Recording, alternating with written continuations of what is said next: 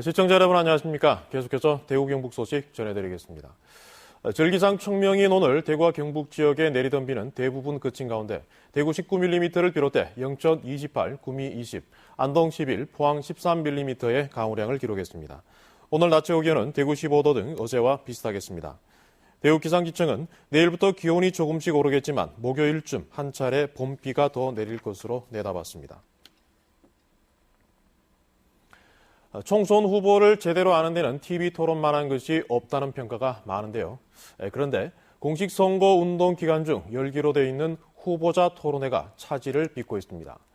유력 후보들이 기피하고 있기 때문인데요. 하나마나한 처벌도 한 이유입니다. 보도에 김철승 기자입니다. 후보들의 능력과 자질을 검증할 수 있어 선거관리위원회가 적극 도입한 TV 토론. 막상 현장에서는 이런저런 이유로 차질을 빚고 있습니다. 경북 동해안 4개 선거구 가운데 제대로 진행되는 곳은 포항 북선거구뿐입니다.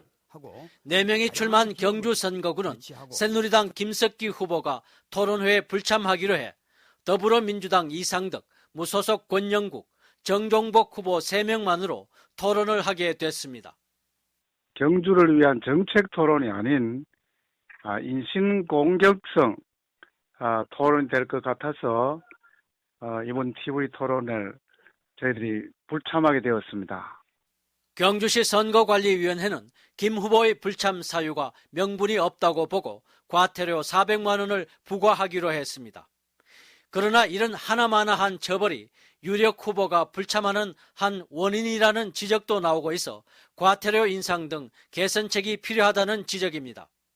포항 남울릉 선거구와 영양영덕 봉화 울진 선거구는 TV 토론 대신 대담과 연설회로 방송됩니다. 새누리당의 박명재, 강석호 후보는 각각 사회자와 30분간 대담을 하고 다른 후보들은 10분간 정견을 발표하게 됩니다.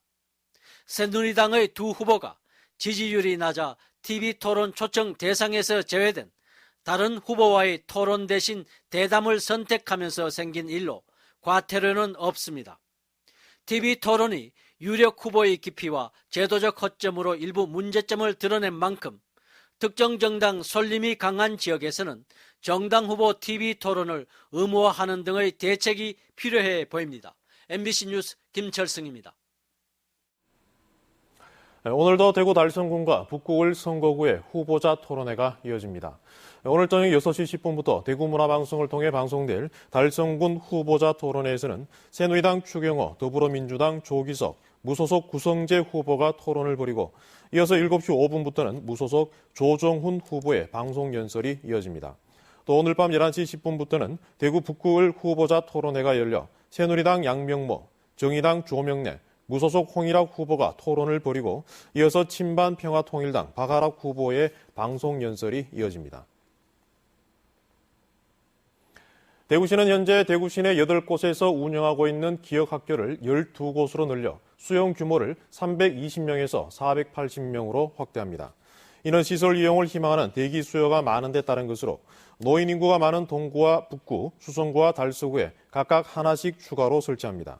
기역학교는 대구시가 전국 최초로 경증 치매 노인들에게 주간 보호 서비스와 인지 재활 프로그램 등을 지원하는 복지 시설입니다.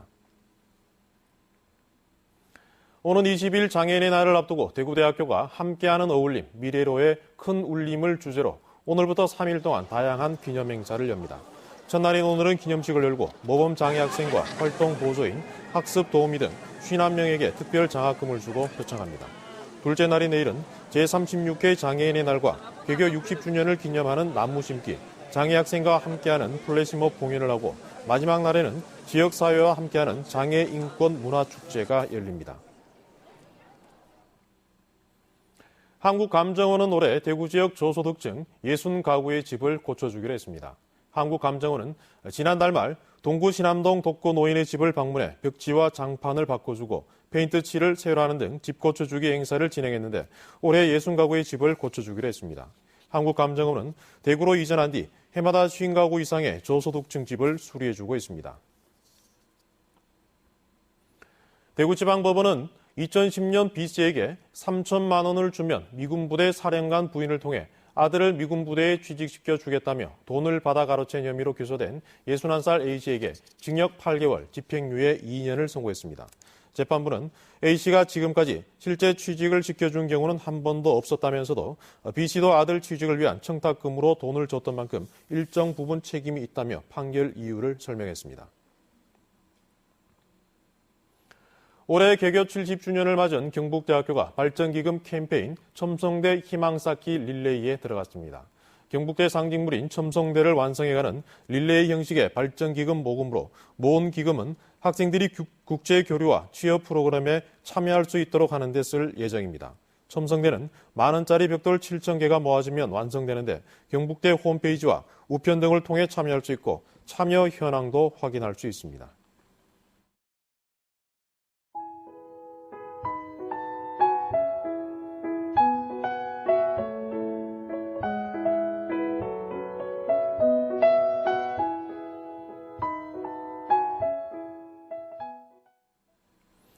이상으로 MBC 생활뉴스를 모두 마치겠습니다. 여러분 고맙습니다.